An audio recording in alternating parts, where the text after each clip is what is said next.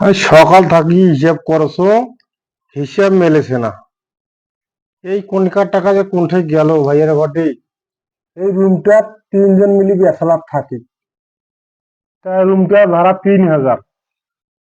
3,000 টাকা নিয়ে security room security Dinu শুনছেন বাড়িওয়ালার দেশ।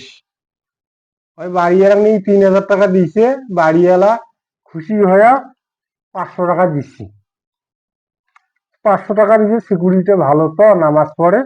আমি কাছে আমি এলাকায় খাই, আমার 3 জনকে 300 টাকা দিছি।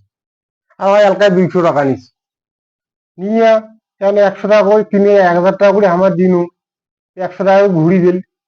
সেই হিসাবে আমার রুম ভাড়া গেল 900 করি। 3 লাখ 2700 আর ওয়াইনাল 200, 28 2900। আর 100 টাকা গেল কোনঠে? হিসাব এত হিসাব করছো, হিসাব দেখার পারছো না।